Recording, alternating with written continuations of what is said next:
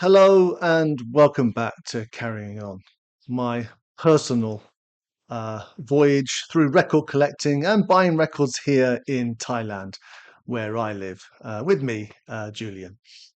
And yeah, today I want to talk about my recent holiday to Pranburi and Bangkok, and the chance I had to do a bit of record shopping in those two places. Pranburi, a little seaside town on the way halfway between where I live and Bangkok, and then the big city itself, which has quite a few record shops now as well. But my first stop on my holiday was in a town called Pranburi, as I mentioned. This nice seaside town I've been through several times, partly because there is this little record and bookshop, which has been there for a few years. And I always like to stop in there when I pass through the town.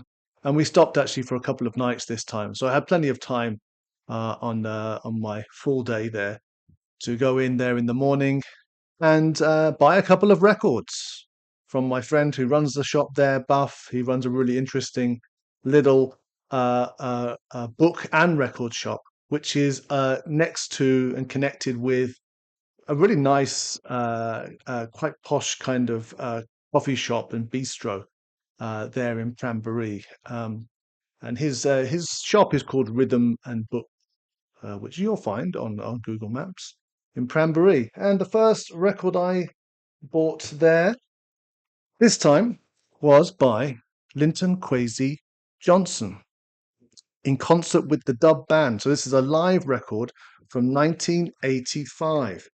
Really nice gatefold sleeve in very good condition for this really nice original record here.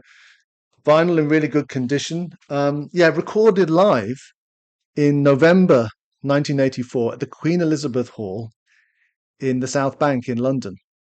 So yeah, really, and as he's got a record player and actually quite a cool hi-fi setup in the shop, so I was able to play it in there. And yeah, I've recently got into this guy actually on Spotify, and I was listening, and there isn't that much there, and this album isn't there on Spotify, but there was enough there. I thought, yeah, this interesting uh, Jamaican origin, but lived in Britain, and it was talking a lot about the black experience in Britain, particularly in the 1970s and 80s, which wasn't easy.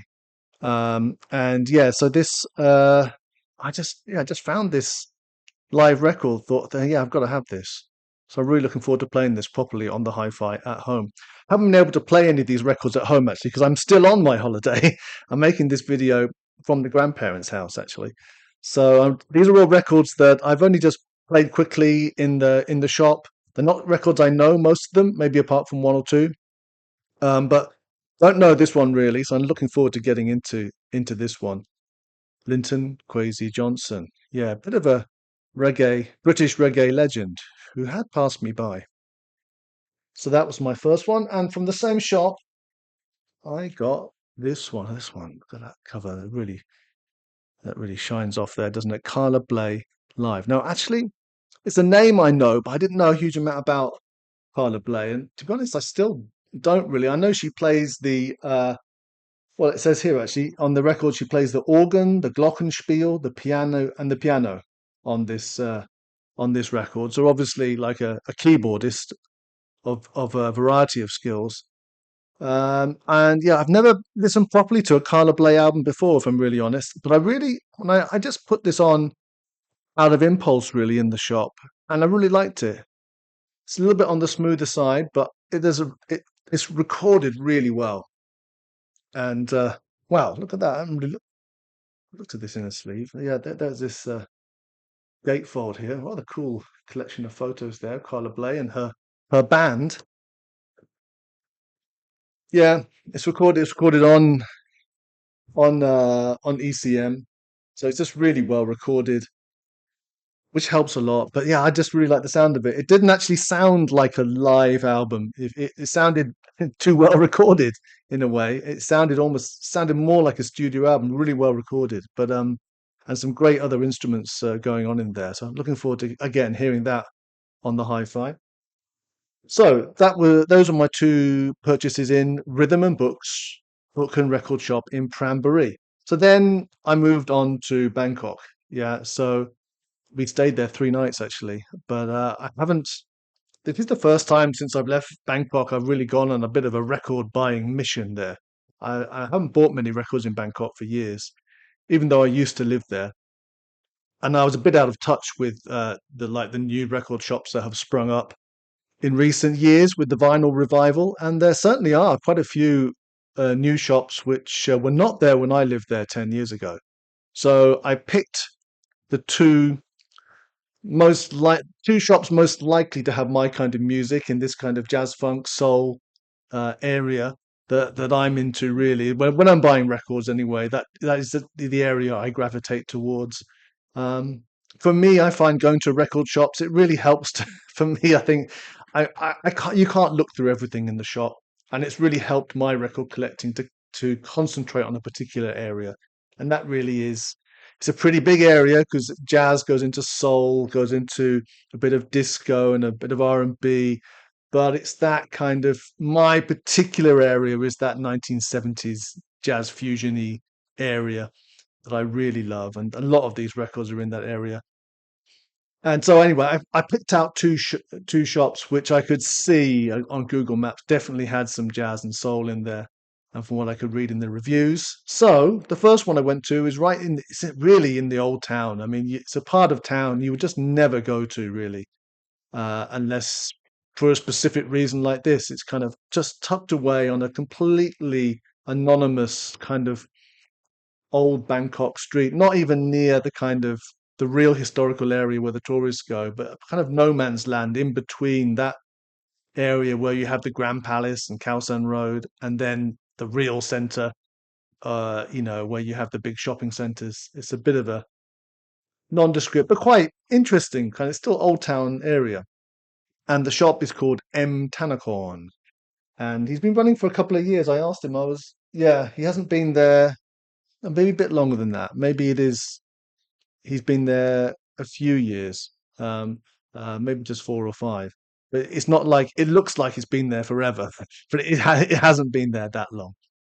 Um, and the first record I bought from him is this. Now, anyone who's watched my previous videos will know I've gone through a bit of a Michael Franks phase this year. He's probably my musical discovery of the year for me. And I've gone back through his back catalogue, and I like a lot of his albums. And these 70s records, which this one is one of, it's from 1978, Birchfield Nines, and this was his third like proper released album. I know there was one before which I haven't heard, a very early one, but this is his third kind of major label release, 78, and it's quite I have listened to this before on Spotify, and yeah, it's one I like. Yeah, the first one when the cookie jar is empty, it's just a quite wry and humorous kind of uh, like comedy going on in some of these songs as well, which I really like. It kind of harks back to his debut album or his first major label album, The Art of Tea, which is really famous and is pretty funny as well. And this one definitely has some of that vibe on it. The third one here is called Wrestle a Live Nude Girl. Yeah, I can't remember how that one goes actually, but there's one song called In Search of the Perfect Shampoo. So it's kind of tongue-in-cheek kind of a lighter record maybe than the second one, I think, Sleeping Gypsy. But yeah, when I saw this, just ran. I mean, there were no other Michael Franks albums I saw in all my travels, but this one, there it is, and in pretty good condition. So I just had to buy this. It's classic 1970s Michael Franks in that kind of jazzy, smooth, but lots going on under the surface and brilliant musicians. Um, oh yeah, produced and arranged by Emma Deodata, I noticed, with Steve Gadd playing the drums. So he always has good musicians, Michael Franks. He's not messing around. That was the first one from this little shop in Old Town Bangkok. And the second one was a jazz fusion classic, Fuse One. Look at the lineup here. You can see, um, yeah, Ronnie Foster on the keys, Stanley Clark on the bass, John McLaughlin on guitar, Larry Coryell also on guitar, Joe Farrell on the sax. Wow. And this was a kind of super group put together by Creed Taylor for CTI. They made two albums. This one and a follow-up, I think, was called Silk. But this was 1980, and here are the main players in the album. Yeah, and I did listen to this on Spotify a year or so ago, and I liked it. Kind of made a mental note, yeah, if we ever found that. And there it was suddenly, just came up. Good condition. Yeah, Grand Prix, I think is one of the side one, track one is a big tune here. And maybe is it Double Steel as well? I think maybe they were the two singles, maybe. But yeah, really happy to pick up a bit of classic.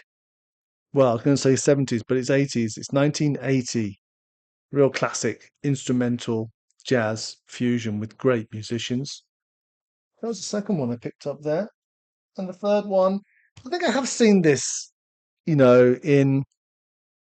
the racks before, digging around. But yeah, I actually got around to listening to it this time. This one, California Shower by Sada Watanabe from 1978. Sada Watanabe, I guess he's this guy here. Rather nice photos actually. I really like the again the artwork on here. Very cool. And yeah, and it's really good. You can see he plays the alto sax and the flute himself. Good backup band. Look at that. Um, Dave Grusin is playing keys. Chuck Rainey on bass. Harvey Mason on the drums, and Lee Ritenour on guitar. So it's in that kind of smoother jazz area as well, but I'm not scared of that. And yeah, it's just a really nice sounding record. When I went online and had a look at a few reviews, and there's a lot of that kind of, hey, this is just a really nice, relaxed sounding record. You can't, it's just, it kind of looks like a cover. It's that kind of vibe. Um, so yeah, looking forward to sitting down with that on a hot summer's day, maybe with a cold beer and listening to California Shower. So those were the three I bought from that shop in the middle of the old town. Now then, I went across town the next day, actually, the following day. I went into central Bangkok and to that area where the main CBD and the main shopping and all the condos are. And there's an area called Tonglaw, which I found a shop called Bungkumhouse, and which was another little rabbit warren, well, one room, really, an L-shaped room, but yeah, quite a lot of records stuffed in there. So many records, in fact, that it was hard to kind of, to sort through them with your finger. You had to kind of take records out because they were so jammed in into the racks. Made the crate digging a little more difficult, but good fun. Nice shop, and again, you could play the records. They had a record player. They just let you play through the system. Very relaxed vibe, and I played quite a lot in there. But I ended up buying three. And first one I'll show you is Sonny Rollins and the Contemporary Leaders.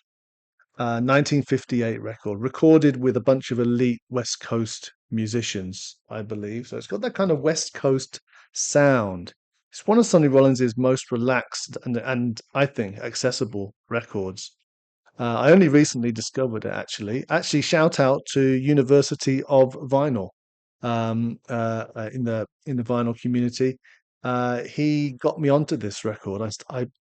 He was talking about it in a video about records that really swing, I think, and this record does really swing, particularly the track "How High the Moon," which has fantastic bass running through it. I mean, the bass, the way that it's recorded really, really well, this record, is part of the reason why I liked it so much. But it's also just a great record. Hampton Hawes on piano, Shelly Manne on drums, and Victor Feldman on the vibes. But yeah, actually, and yeah, sorry, the bass. Let's mention the bass player, Leroy Vinegar on bass, because the bass on this sounds fantastic. It sounds like, I don't know, that fantastic, double bass. Just sounds like it's in the room with you when you hear it on a good hi-fi. It really does sound great with a good hi-fi. Who else? Barney Kessel on the guitar as well.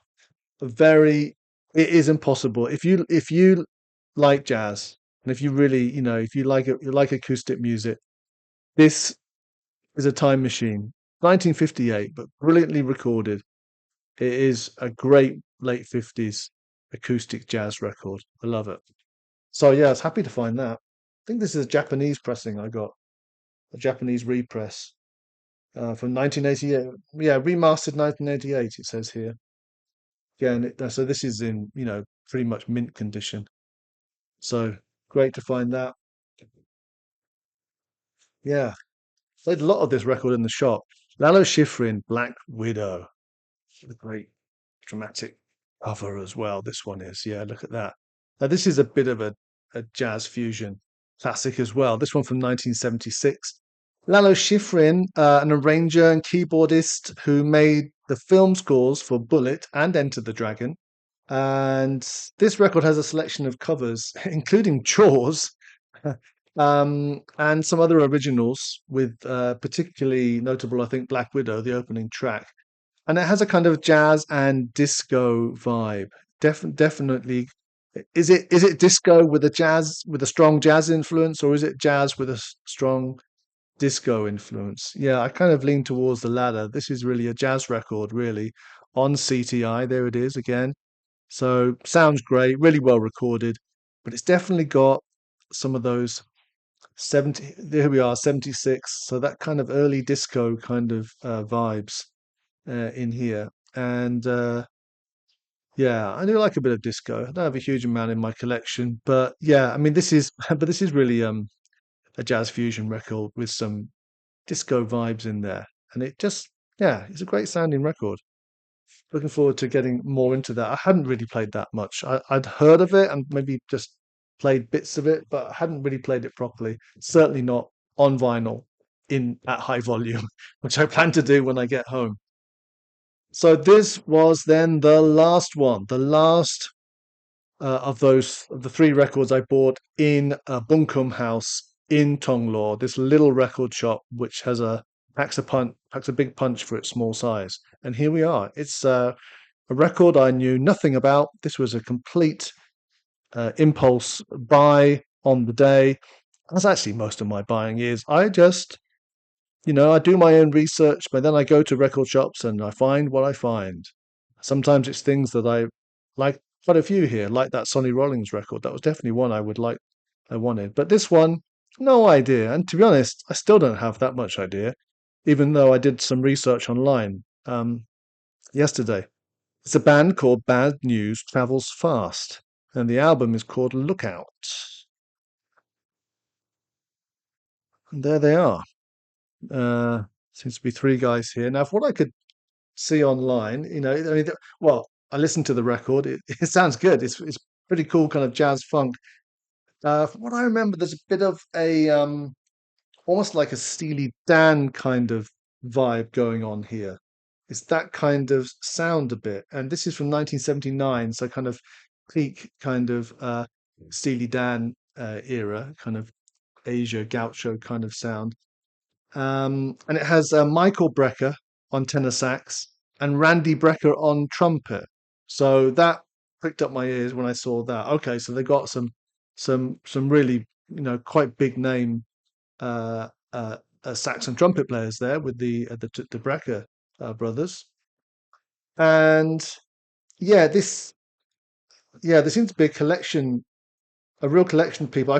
I can't get any more information about the other players. I don't know, um, but they sound like Latin, maybe from South America.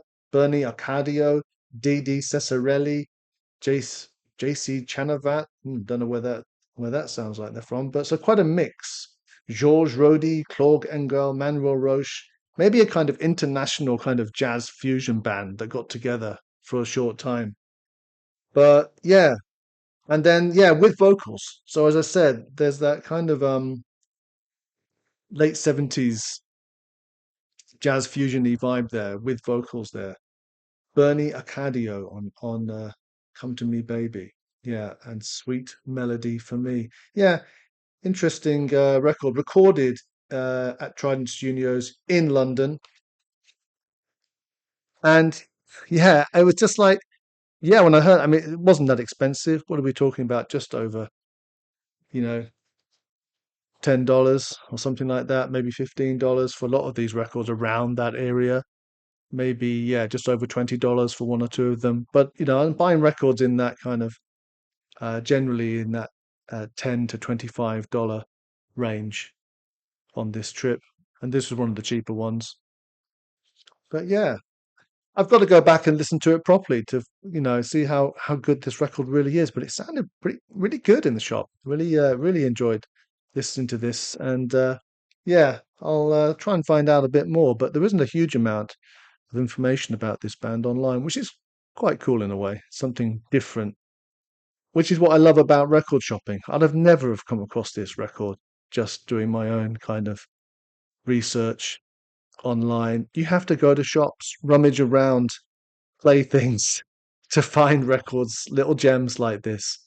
It's what makes record shops still so special and special places to go is the education you get from just rummaging around and looking at real records and playing them on a hi-fi in the shop. You can't beat that. You can't beat that. And yeah, these 8 records, just looking forward to going home now. I'm kind of on holiday, but yeah, it's always a nice thing when you have a little secondary reason to go somewhere and do some record shopping, and then you kind of look forward to going home and playing them for on your system, which I definitely am when I get back home early next week. Right, I think that's enough carrying on for me today. So thank you for watching and listening. I hope that was maybe useful for people who might be passing through Thailand to know, yep, there are record shops in Thailand. Get on Google Maps and you'll find these two places for sure. M-Tanakorn and Bungkumhouse. And in Pranburi, if you're in Hua Hin, which is a popular tourist area, it's only just south of Hua Hin, Rhythm and Books in Pranburi. Yeah, all worth visiting on your holiday to tropical Thailand. Well, that's all from me today. For me, Julian, I look forward to seeing you next time here uh, uh, on Carrying On. Bye bye.